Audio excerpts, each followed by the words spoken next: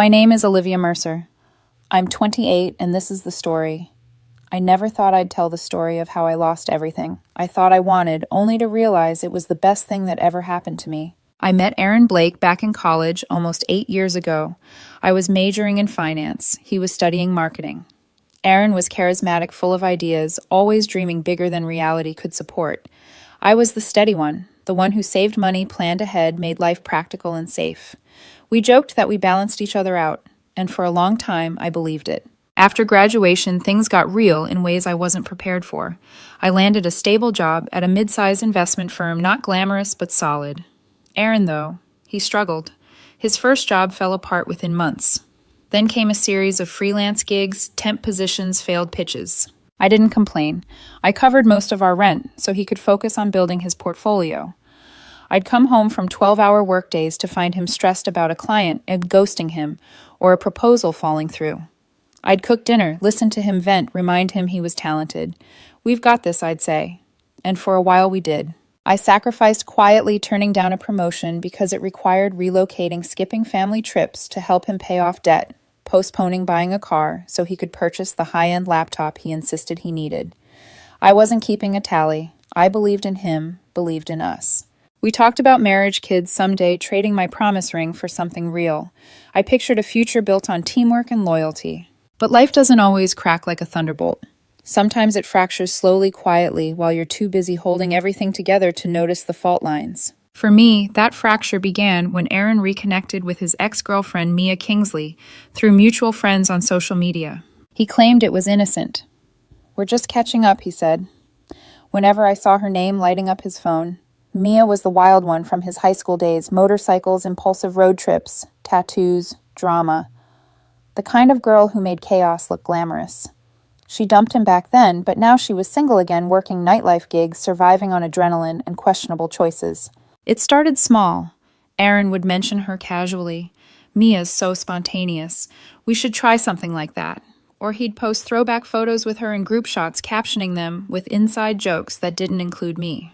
I brushed it off at first because that's what steady people do. We give the benefit of the doubt until there's nothing left to give. But then the late nights started, the texts he'd hide, the giggles in the dark at 2 a.m., the excuses and vague plans. One morning while we were drinking coffee, I finally said it calmly. "Aaron, something feels off." He rolled his eyes dismissive. "You're being paranoid. It's nostalgia, Liv." But nostalgia doesn't smell like perfume that isn't yours. It doesn't taste like lies rehearsed too many times.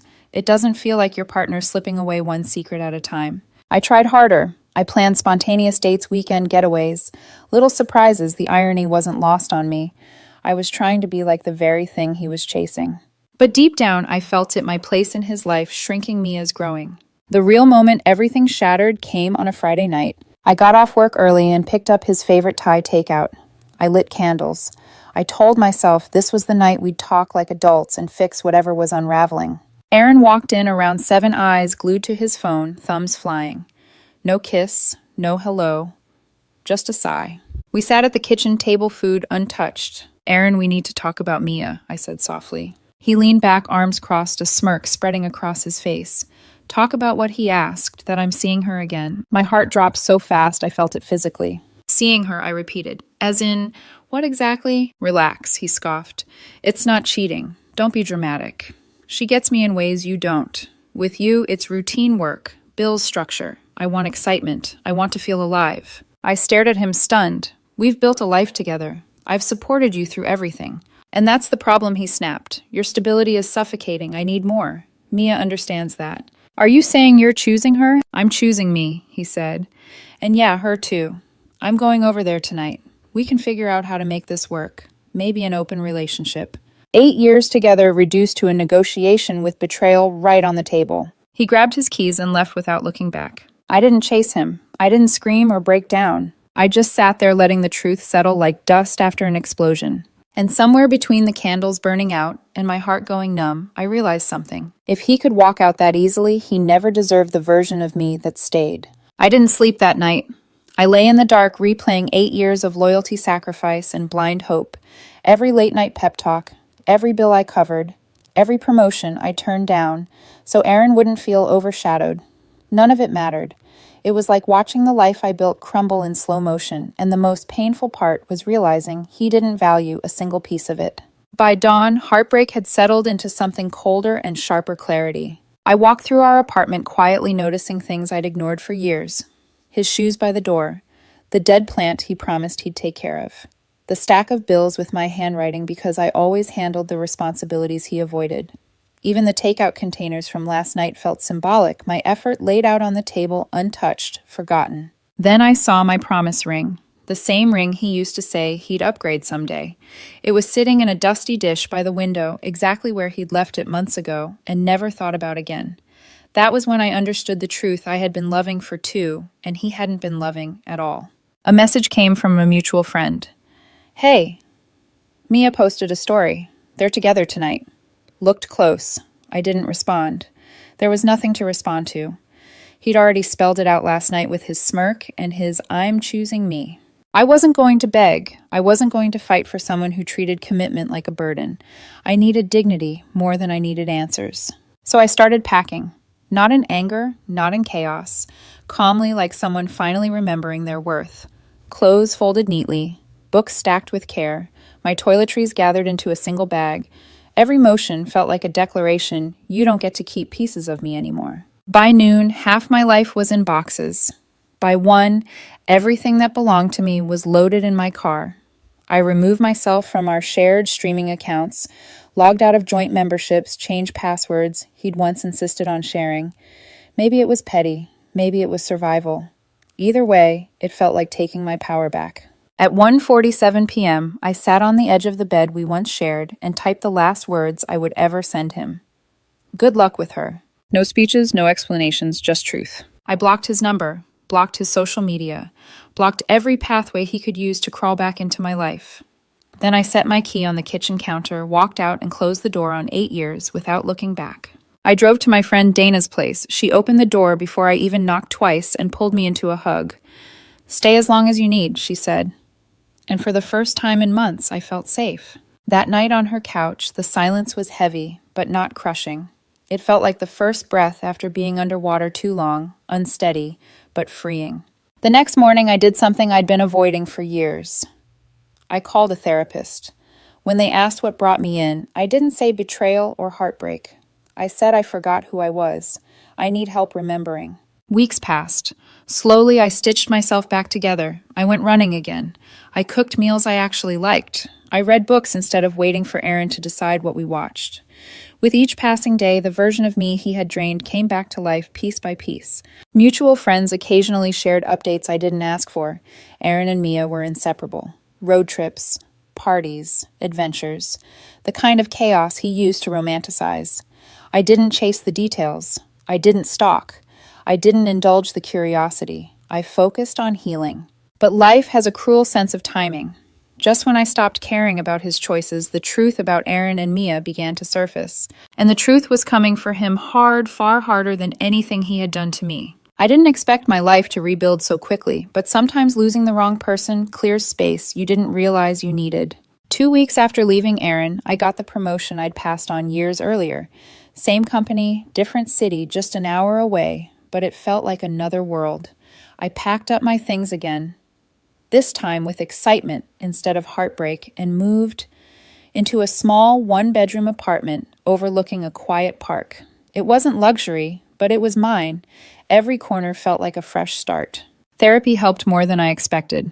I learned how much of myself I had given away without noticing, how I'd been Aaron's emotional stabilizer, financial cushion, and life planner all at once, how I had confused sacrifice with partnership. My therapist said something that stuck with me. You weren't his partner, you were his safety net. For the first time, I believed it. Meanwhile, I built a routine that actually belonged to me.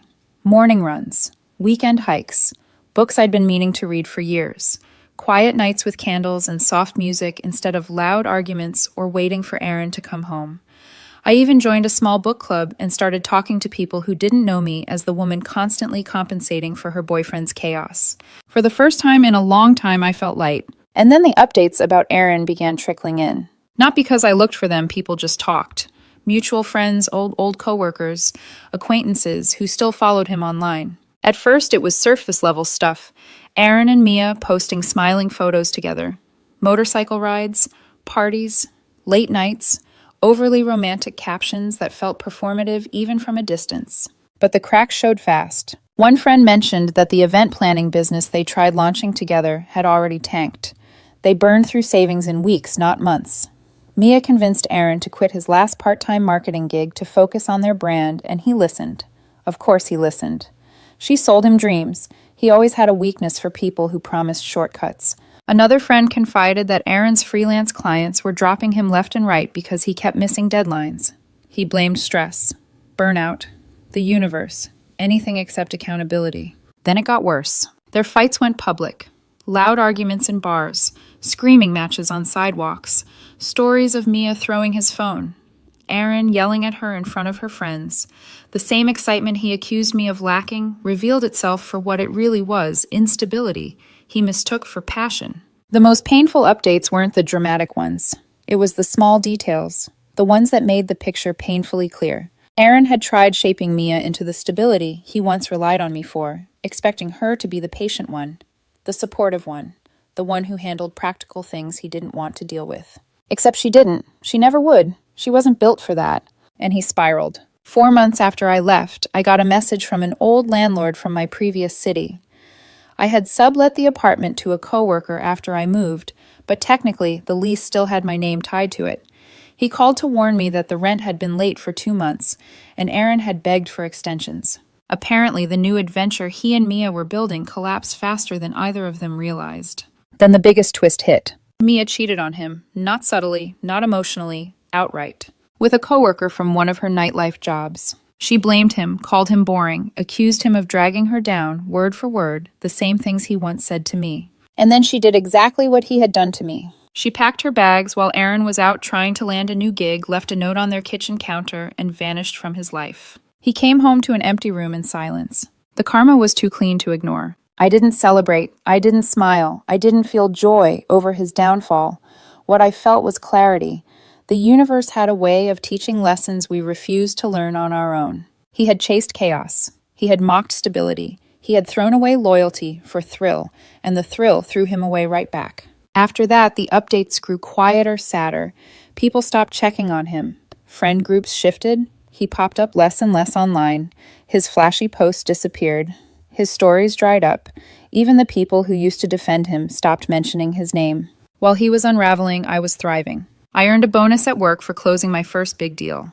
I bought the new car I had once postponed because he didn't want to feel left behind. I finally took the solo trip I had dreamed about for years. I realized something important. The life I built after him wasn't revenge. It was recovery. He was becoming the ghost of the life I left behind, and I wasn't looking back. But he was. And soon he would prove it in the most desperate ways imaginable. The first time Aaron tried to contact me, it was subtle. A text from an unknown number. "Hey, it's me. Can we talk?" I stared at it for 3 seconds before deleting it. No hesitation, no curiosity, just a quiet certainty that nothing he could say would undo what he'd done. But someone like Aaron never stops at one attempt. A week later, another text. I know I messed up. Please, just hear me out. Deleted, blocked. Then came the voicemail. His voice cracked between sentences, trying to strike a balance between remorse and nostalgia. "Liv, I'm sorry. Things didn't work out. Mia was a mistake. I realize now what we had was real. You were good for me. Please just call me back. Just one conversation." I listened to it once. Not because I wanted to, but because I needed to hear his voice one last time to confirm something I'd been feeling deep down. I no longer loved him, not even a little. So I deleted the voicemail and blocked the new number. But desperation makes people resourceful. Soon, my social media DMs lit up with messages from accounts I didn't recognize. "Liv, it's me. Please don't ignore me." Blocked. "We need closure." Blocked. "I'm sorry for everything. I'm getting therapy. I'm trying to fix myself. Just talk to me." Blocked. Then the guilt tripping started. "You can't just disappear like that. After 8 years, you think that's fair?" Blocked. Then anger. "You're heartless. Cold. I should have known you'd move on like it meant nothing. You were never spontaneous enough for me anyway." Blocked. Then desperation again. "Wait, no, I didn't mean that. I'm sorry. Please, please don't leave me like this. I'm struggling." Blocked. People like Aaron operate in cycles: remorse, blame, insult, charm, repeat. but I had broken the pattern the moment I walked out the door. Unfortunately, he wasn't alone. His family chimed in next. His mother emailed me full of emotional manipulation masked as concern. Olivia, honey, Aaron is depressed. He's made mistakes, but you leaving without a conversation shattered him. You owe him a chance to explain. I didn't respond. I simply forwarded the email to my spam folder. Then his sister called me out of the blue, her tone dripping judgment. You think you're better than him now? Aaron told us what happened. You just walked out like a coward. Family works through things. You owe him. I calmly replied, we're not family, and I don't owe him anything. Then hung up and blocked her too. The audacity was almost laughable. These were the same people who never once checked on me while I held Aaron's life together. But the worst attempt came next. Aaron showed up at my old office. Security called me. There's a man here asking for you. He seems upset. I took a slow breath. I don't work there anymore. Please escort him out. And that was that. Or so I thought. But desperation never ends politely. It escalates. A few days later, I got an email notification from LinkedIn, one I hadn't expected. A message from him. Congratulations on the promotion. I always knew you'd succeed. And I helped you get there, didn't I? We built that life together. Don't forget that. Let's meet for coffee. I need to see you. The manipulation was so transparent, it almost made me laugh. He didn't help me succeed. He held me back. I succeeded after I left him. I didn't reply. He sent another message an hour later. I'm drowning, Liv. Lost my job. Mia destroyed me financially. I have debts. I don't have anyone. You were always the fixer. Help me fix this. And there it was, the truth behind all the apologies. Not love, not regret, need. He needed a lifeline, and he thought I would always be one. But I wasn't the same woman he left behind. His final message that day spiraled into rage. You think you're too good for me now? I hope your perfect little life falls apart. You'll regret ignoring me. I blocked him everywhere he could possibly reach me. And for the first time, his silence felt like peace. But peace never stays quiet for long. Not when the past still has one last attempt to claw its way back. The moment everything truly came to a head wasn't through a message. Not an email, not a voicemail. It happened face to face, unexpected, unavoidable, at a mutual friend's birthday party. And that was where everything finally cracked open. I almost didn't go. Jake, one of the few mutual friends who never chose sides, invited me to his birthday gathering. It'll be small, he promised. Just a few people, nothing dramatic. I hesitated because gatherings with mutual friends always carried one quiet risk running into the past. But my life was different now, calmer, stronger. I wasn't hiding from anyone anymore. So I went. I wore a simple black dress, the kind that didn't scream for attention but carried quiet confidence. My hair was loose, my mind steady. I even brought someone with me, not a boyfriend, just someone I'd gotten comfortable spending time with. A polite, warm man named Daniel I'd met at my book club. He wasn't a replacement. He wasn't a rebound. He was simply peaceful. The kind of peaceful Aaron never was. Jake greeted us with hugs and drinks. Music played softly. People laughed. The fire pit crackled outside. It felt normal, light, like the life I'd wanted all along. For the first half hour, everything was perfect. Then I felt it, the unmistakable prickle of eyes on me. I turned. Aaron. He stood across the room, thinner, drawn, his posture uncertain. His once confident smile was gone. His clothes looked rumpled like he'd thrown them on without care. The years had not been kind to him, and not because of time, because of choices. And when he saw me, hair shining, laughing softly next to someone who actually listened, his face cracked with something raw and ugly. Regret, jealousy, and a desperation he tried and failed to hide. He crossed the room fast, almost too fast, muttering, "Excuse me," to people he nearly bumped into. Before I could step away, he cornered me near the snacks table. "Olivia," he breathed, like saying my name hurt. "Wow, you look good." "Hi, Aaron." My voice was calm, almost serene. "Hope you're doing okay." He winced at my neutrality. "So this is your new guy?" he asked, glancing at Daniel with a forced smile, too tight to be polite. "This is Daniel," I said evenly. "We're friends." Aaron let out a small laugh. Bitter relief twisted all at once. "Oh, friends. Got it. I thought maybe you'd moved on." His eyes scanned me from head to toe. "But you still look amazing. Really amazing." I didn't respond. He swallowed hard.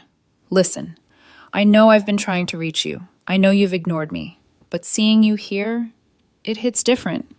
He shifted nervously. "Things with Mia were bad. Really bad. She was a disaster. She cheated, lied, emptied my savings. I lost everything. And He paused, looking at me with a raw desperation that almost made me step back. Olivia, I'm sorry for all of it. I didn't appreciate what we had. I didn't see it until it was gone. You were good to me. You kept me steady. You believed in me when no one else did. I stayed silent. He continued. I know I said awful things that night. I know I pushed you away. But I've changed. I'm in therapy now. I'm trying. Can we please just try again? Take it slow. Rebuild something. Anything. His eyes glistened with embarrassment. People were starting to glance our way. Whispers. The scene wasn't loud, but the tension was visible enough to draw attention. I took a slow breath. Aaron, no. He blinked. No, I repeated gently. We had 8 years. You chose someone else. And you didn't just make a mistake, you made a statement. You told me I wasn't enough. You told me I held you back. You told me you wanted excitement, not me. That was Mia talking. She got in my head. I was stupid. You weren't stupid, I said. You were honest. Cruel, but honest. He stared at me like I'd slapped him. I'm not punishing you, I continued. I'm just done. I built a life after you. A good one. A peaceful one. And I'm not losing it to rewind a story that already ended. His voice broke. So that's it, after everything we've been through, after 8 years. Yes, I said simply. Because you didn't walk away from 8 years, Aaron. You walked away from me. The anger flashed first quick, sharp, insecure. You're really cold, he whispered. You're different. You weren't like this before. I wasn't allowed to be, I replied. Silence. Then his fear resurfaced, clawing at him. Olivia, please. I'm begging you. Don't do this. You don't understand how bad things are for me. I do understand, I said. But your pain isn't my responsibility. He looked around, realizing people were watching. Daniel had subtly stepped closer, not interfering, just making sure I wasn't alone. That seemed to break something in Aaron. He shook his head, tears threatening, pride fracturing. I can't believe this, he muttered.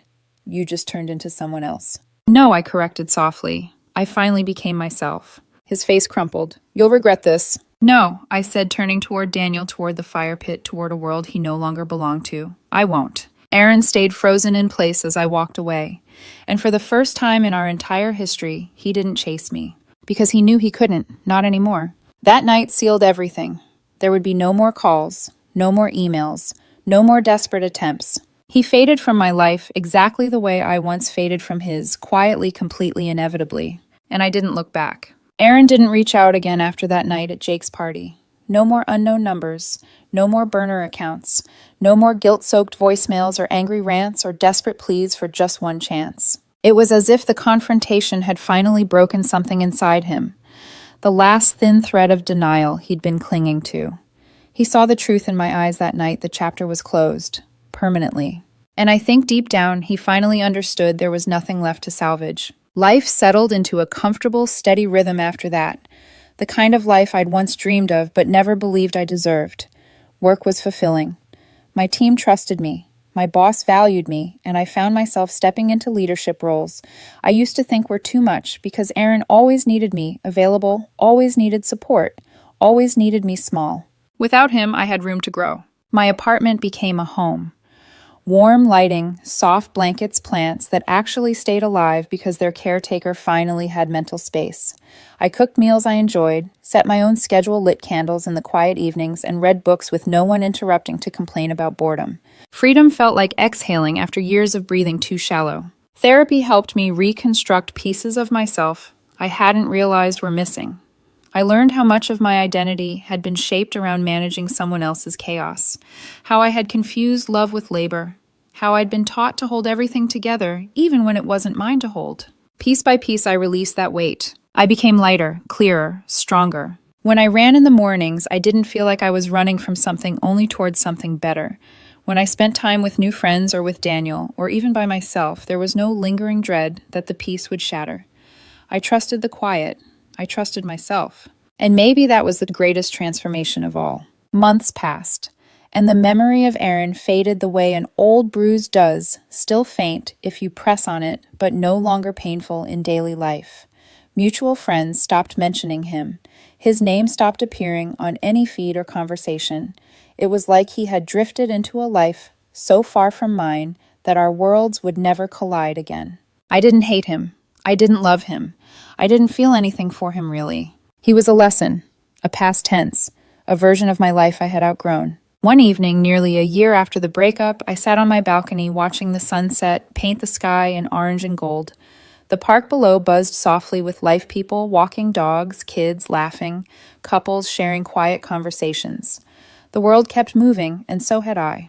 I thought about the girl I used to be, the one who stayed loyal while breaking her own heart, the one who believed stability was boring, the one who let someone else's chaos become her identity. She deserved better, and I finally gave it to her. That night I wrote a journal entry, just one sentence. Peace is the love story I always needed. And it was. I don't know where Aaron is now. I don't know who he ended up with. I don't know if he ever fixed the things inside him that he tried to place on my shoulders. But I know this. He's no longer part of my story, just the catalyst for the chapter in which I